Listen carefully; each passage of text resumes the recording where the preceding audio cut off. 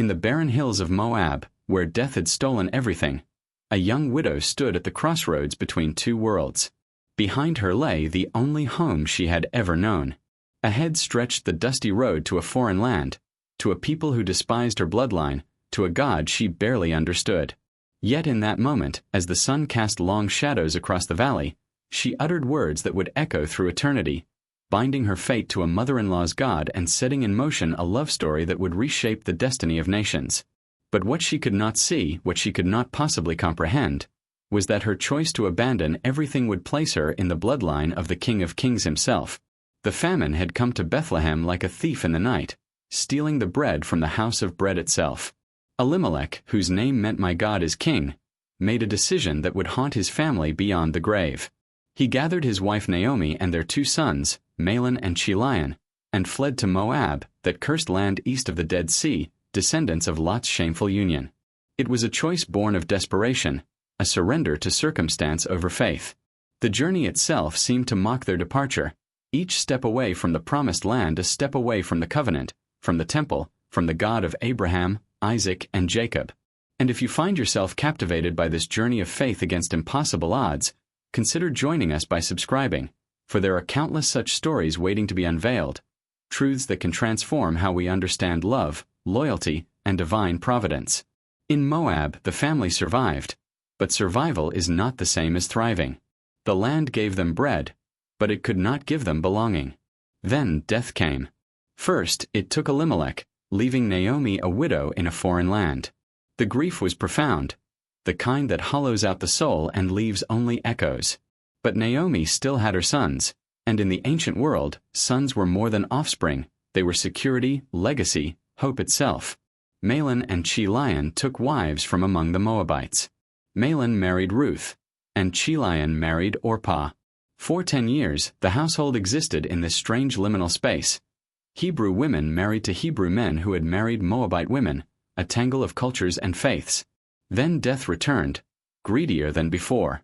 It claimed both sons, leaving 3 widows in its wake. No children had been born. No heirs existed. The family line that had fled from Bethlehem now faced extinction in Moab. Naomi found herself in the deepest valley a woman of her time could inhabit. Old, widowed, childless, and foreign. She was a living ghost, belonging nowhere, connected to no one. The bitterness that would later define her testimony began to crystallize in those dark days, when she lay awake wondering what offense she had committed to warrant such divine abandonment.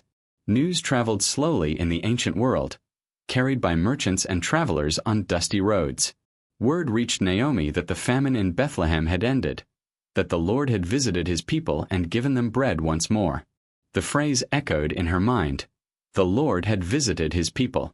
Not her people anymore, perhaps. She had left. She had chosen Moab. But something stirred in her heart, a longing for home that transcended logic. She would return. She would go back to Bethlehem, back to whatever remained of her former life, back to die among her own people rather than waste away in this foreign land. The 3 widows set out on the road together. It was a journey of perhaps 50 miles, but it might as well have been 50,000. Naomi knew what awaited her daughters-in-law in Bethlehem. Suspicion, prejudice, poverty. They were Moabites, descendants of the cursed union, worshippers of Chemosh, the abomination. The Israelites remembered how Moab had refused their ancestors' passage during the Exodus, how Balak king of Moab had hired Balaam to curse them. The law itself declared that no Ammonite or Moabite should enter the assembly of the Lord, even to the 10th generation, as recorded in Deuteronomy chapter 23 verses 3 through 6. What future could these young women possibly have in such a place? Naomi stopped on the road. The confrontation was inevitable, the moment when love must yield to practicality. She urged them to return, to go back to their mothers' houses, to find new husbands among their own people. She invoked the covenant language, blessing them with the hesed, the loyal loving kindness of the Lord, praying that he would deal kindly with them as they had dealt with the dead and with her. Her voice cracked with emotion as she kissed them, releasing them from obligation. They lifted up their voices and wept, that ancient expression of grief that knew no restraint, no social decorum. Orpah kissed her mother-in-law goodbye and turned back toward Moab. It was the reasonable choice, the safe choice, the choice that made sense to anyone with eyes to see the impossible odds ahead. But Ruth clung to her. The Hebrew word davak conveys something fierce, something desperate. The same word used to describe how a man cleaves to his wife in Genesis chapter 2 verse 24. Ruth clung to Naomi with the intensity of someone drowning, someone who had decided that whatever lay ahead, separation was not an option. Naomi urged her again, pointing to Orpah's retreating figure, appealing to logic and cultural loyalty. Go back, she insisted. Return to your people and your gods. Then Ruth spoke. And in speaking, she altered the course of history. She declared that where Naomi went, she would go. Where Naomi lodged, she would lodge. Naomi's people would be her people. Naomi's God would be her God. Where Naomi died, there Ruth would die and be buried. She called upon the Lord himself, invoking his name in an oath that only death could separate them. It was a declaration of total commitment, an abandonment of self-will, a conversion spoken not in the temple but on a dusty road between two nations. The book of Ruth chapter 1 verses 16 and 17 preserves these words as perhaps the most beautiful expression of covenant loyalty ever recorded outside of God's own promises. Naomi fell silent. What could be said in the face of such devotion? They continued together toward Bethlehem. The journey took days, each step carrying them further from Ruth's past and deeper into her unknown future. The landscape changed as they descended from the Moabite plateau, crossing through the wilderness, approaching the hill country of Judah. Bethlehem itself sat on a ridge, visible from miles away, a small town whose name meant house of bread, now living up to its promise after years of famine. Their arrival caused a commotion. The whole town was stirred, the Hebrew word Haman suggesting a buzzing, an excited turbulence. The women of Bethlehem could scarcely believe their eyes. Could this be Naomi? The question hung in the air, heavy with implication. The woman who had left full had returned empty. Naomi herself confirmed it, insisting they no longer call her Naomi, which meant pleasant, but Mara, which meant bitter. She testified that the Almighty had dealt bitterly with her, that she had gone out full and the Lord had brought her back empty. It was an accusation wrapped in theology, a grief-stricken woman's attempt to make sense of senseless loss as recorded in Ruth chapter 1 verses 20 and 21. But the narrator of the book of Ruth adds a crucial detail that Naomi, in her bitterness, could not yet see. They came to Bethlehem at the beginning of the barley harvest. It was spring, the season of first fruits, the time when the land awakened from winter and remembered its purpose. The timing was not accidental. In the economy of divine providence, nothing is wasted, nothing is random. They had arrived precisely when the fields would need workers, precisely when Ruth's willingness to labor could provide for them both, precisely when a certain wealthy landowner named Boaz would be overseeing his harvest. Poverty has a way of stripping life to its essentials. Ruth and Naomi had no land, no money, no male relatives to provide for them. They faced starvation. But the law of Moses provided for such desperate cases. Leviticus chapter 19 verse 9 and chapter 23 verse 22 commanded landowners not to reap the corners of their fields completely, and to leave the gleanings for the poor and the stranger. Deuteronomy chapter 24 verse 19 added further protection for the widow, the orphan, and the foreigner. Ruth qualified on all counts. She was poor, a stranger, and a widow. So Ruth proposed what must have seemed to her a simple plan. She would go to the fields and glean grain, gathering whatever the reapers left behind. It was back-breaking work, the occupation of the desperate, bent over for hours under the sun collecting individual stalks of barley that had fallen or been overlooked. It was also dangerous for a young foreign woman alone among male workers. But Ruth was not afraid of hard work, and desperation has a way of clarifying priorities. Naomi gave her permission, and Ruth set out, not knowing that her steps were being ordered by a God she had claimed as her own on a dusty road. The narrator tells us that her hap was to light on the part of the field belonging to Boaz, who was of the family of Elimelech. Her hap. The King James translation preserves the beautiful ambiguity of the Hebrew mikra, which means chance, accident, fortune. But the reader knows better. In the biblical worldview, there are no accidents, only providence wearing the mask of coincidence.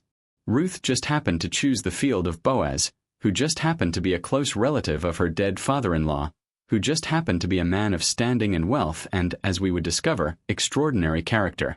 Boaz arrived from Bethlehem to check on his harvest. His greeting to the workers revealed his heart. "The Lord be with you." And they responded, "The Lord bless you." This was no ordinary employer-employee relationship. This was a community bound by covenant, where even agricultural labor acknowledged the sovereignty of God. Boaz noticed immediately the young woman gleaning behind his reapers. "Who does she belong to?" he asked his foreman. The answer came loaded with information. She was the Moabite woman who had returned with Naomi. She had asked permission to glean, and she had been working steadily since morning with hardly a rest. What Boaz did next defied social convention.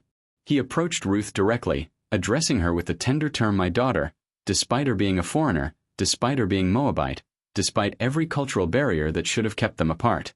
He told her not to glean in any other field, to stay close to his young women workers, to follow the reapers, to drink from the water jars when thirsty. He had given orders to the young men not to touch her. It was protection, provision, and respect offered freely to someone who had no claim on him whatsoever. Ruth fell on her face, bowing to the ground in astonishment. "Why," she asked, "have I found favor in your eyes, that you should take notice of me, since I am a foreigner?" The question contained layers of meaning. Legal status, ethnic identity, social standing, all the reasons she should have been invisible, ignored, or worse. Boaz's answer revealed that he knew her story. He had heard everything she had done for Naomi after her husband's death, how she had left father and mother and native land to come to a people she did not know before. His knowledge was comprehensive. His admiration genuine. Then Boaz blessed her. He prayed that the Lord, the God of Israel, would reward her work and give her full recompense, under whose wings she had come to take refuge. The imagery was powerful. Ruth, like a small bird fleeing from danger, had fluttered to shelter beneath the wings of the Almighty. Boaz saw her conversion, her commitment, her courage, and recognized it as faith. This prayer, recorded in Ruth chapter 2 verse 12, would prove prophetic in ways even Boaz could not yet imagine. Ruth continued gleaning through the day. But Boaz's provision went far beyond legal minimum. At mealtime, he invited her to eat with him and his workers, offering her roasted grain and ensuring she ate her fill with some left over. Then he commanded his young men to let her glean even among the sheaves, normally forbidden territory, and to deliberately pull out stalks from the bundles for her to find. What appeared to be gleaning was actually disguised charity, provision masked as accident, grace dressed as law. By evening, Ruth had gathered an ephah of barley, approximately half a bushel, an astonishing amount that testified to the extraordinary favor she had received. When Ruth returned to Naomi carrying her bounty, the older woman's bitterness began to crack. Where had she gleaned? Whose field? The blessing tumbled from Naomi's lips before she even knew the name. "Blessed be he who took notice of you." Then Ruth revealed the name, Boaz, and Naomi's world shifted on its axis. "Blessed be he by the Lord," she declared, "whose kindness has not forsaken the living or the dead." Then she explained the crucial detail that would change everything. The man is a close relative of ours, one of our redeemers. The Hebrew word goel carries profound theological weight, meaning kinsman-redeemer, one who has both the right and the responsibility to restore lost property and rescue family members from poverty or servitude. For the remainder of the barley harvest and the wheat harvest that followed, Ruth gleaned in Boaz's fields under his protection. Weeks passed, perhaps 2 months, time enough for mutual respect to deepen into something more, though neither spoke of it directly. The harvests ended, and with them the abundance of work. The threshing floor beckoned, that ancient place where grain was winnowed, where the wheat was separated from chaff under the stars. And Naomi, who had tasted God's providential care through Boaz's generosity, began to see the possibility of restoration, not just of property, but of lineage, legacy, and love itself. Naomi devised a plan that walks the razor's edge between faith and presumption, between cultural custom and scandalous risk. She instructed Ruth to wash, anoint herself, put on her best clothes, and go down to the threshing floor where Boaz would be winnowing barley. But Ruth was not to reveal herself during the celebration. She was to watch where Boaz lay down to sleep, then approach him quietly, uncover his feet, and lie down. What happened next would depend on Boaz's response. The plan required Ruth to initiate, to make herself vulnerable, to risk rejection and reputation in a midnight encounter that could be misinterpreted in the worst possible ways. Ruth obeyed. The threshing floor at night was a place of completion and satisfaction, where farmers slept beside their grain to guard it and to celebrate the harvest's end. Boaz ate and drank until his heart was merry, then lay down at the end of the heap of grain. At midnight, something startled him awake. He turned and discovered a woman lying at his feet. His question pierced the darkness. "Who are you?" And Ruth answered with her name and a request that would determine both their futures. She asked him to spread his wing over her, to cover her with the edge of his garment, for he was a redeemer. The Hebrew word for wing is the same word Boaz had used in his blessing weeks earlier. She was asking him to become the shelter he had prayed God would provide. Boaz's response revealed the depth of his character. He blessed her again, declaring that this last kindness was greater than the first. She could have sought younger men, rich or poor, but she had chosen him, had honored the duty of redemption over the attractions of youth. He called her a worthy woman, using the same Hebrew phrase, eshe chael, that Proverbs chapter 31 verse 10 uses to describe the ideal wife of noble character. He promised to do everything she asked, for all the town knew she was a woman of excellence. But there was a complication, the dramatic obstacle that threatens all romance at the 11th hour. There was another redeemer, closer in kinship than Boaz, who had first right to fulfill the duty. Boaz's integrity would not allow him to bypass proper procedure, even for love, even for desire. He asked Ruth to stay the night, protected by his honor, and promised that in the morning he would settle the matter. If the other redeemer would act, well and good. But if not, as surely as the Lord lived, Boaz himself would redeem her. The oath was binding, sacred, witnessed by God himself even if no human saw them there in the darkness, as recorded in Ruth chapter 3 verses 10 through 13. Ruth lay at his feet until morning, rising before dawn when no one could recognize another, preserving both their reputations. Boaz sent her away with 6 measures of barley, telling her not to go back to her mother-in-law empty-handed. The gift was symbolic, provision yes, but also promise, evidence of his intention to act. Ruth returned to Naomi and recounted everything. Naomi's response contained both wisdom and faith. "Wait, my daughter, until you learn how the matter turns out, for the man will not rest but will settle the matter today." Boaz went up to the gate, that ancient place of legal transaction and public witness where the elders sat and justice was administered. The gate was the heart of civic life, where contracts were made, disputes settled, and the community bore witness to binding oaths. Boaz sat down and waited. Then, as if summoned by providence itself, the other redeemer passed by. Boaz called to him using a deliberately vague designation, Poloni Almoni, essentially friend or Mr. So-and-so, suggesting either that the name was unimportant to the story or that the man's refusal would render him unworthy of remembrance. Boaz gathered 10 elders, the required number for official business, and presented the case. He explained that Naomi was selling the parcel of land that had belonged to Elimelech. The first redeemer expressed immediate interest. Land was inheritance, legacy, the permanent gift of God's promise. To redeem, it would expand his holdings and honor his familial duty. But then Boaz revealed the full terms, the obligation that accompanied the opportunity. On the day you buy the field from Naomi, you also acquire Ruth the Moabite, the widow of the dead, in order to perpetuate the name of the dead in his inheritance. The law of Levite marriage, detailed in Deuteronomy chapter 25 verses 5 through 10, required the nearest kinsman to marry his deceased relative's widow and raise up an heir in the dead man's name. The calculation was immediate and brutal. The unnamed redeemer would have to pay for the land, marry a Moabite widow, and father a child who would not bear his name but would instead inherit the very property he purchased. His own inheritance would be damaged, divided, diminished. The cost was too high. He declined, officially relinquishing his right to Boaz. The ritual of refusal involved removing a sandal and handing it to Boaz, an ancient custom that symbolized transferring the right to walk on the land, to possess it, to claim it. The elders and all the people at the gate witnessed the transaction and became legal witnesses as recorded in Ruth chapter 4 verses 1 through 10. But their witness involved more than legal validation. The people and the elders pronounced a blessing that revealed they understood the magnitude of what was happening. They prayed that the Lord would make Ruth like Rachel and Leah, the two who built up the house of Israel.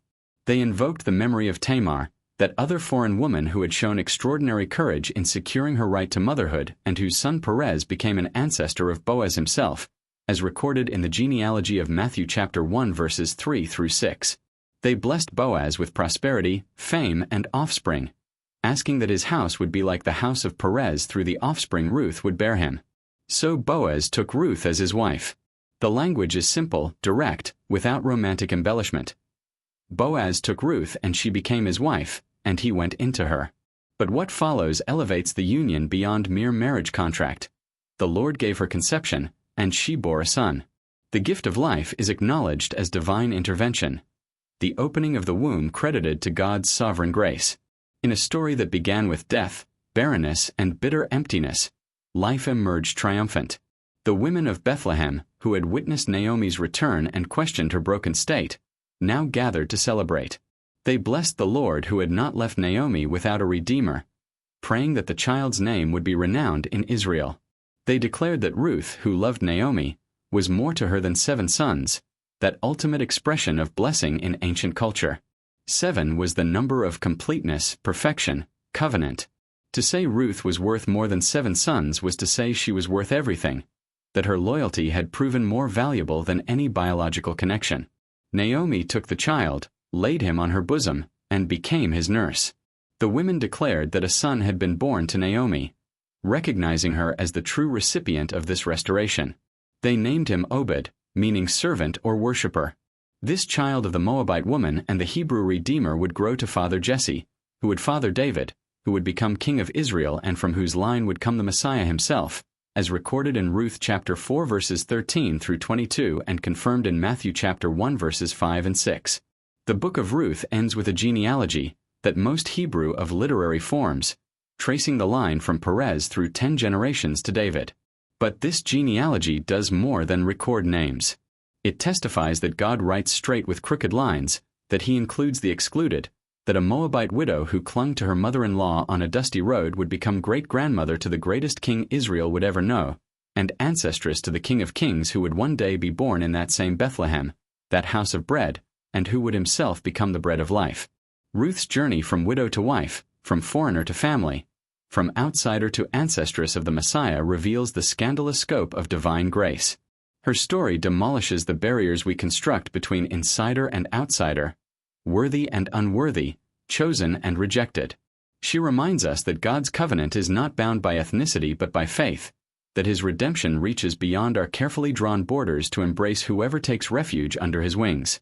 Boaz, whose name means in him is strength, became the human instrument of divine provision, the kinsman-redeemer who foreshadowed the greater Redeemer who would one day come from his lineage to redeem not just land and family, but humanity itself from sin and death. The love story of Ruth and Boaz transcends romance. It is a love story about covenant loyalty, about hesed, that untranslatable Hebrew word that means loyal love, faithful commitment, steadfast kindness even when it costs everything.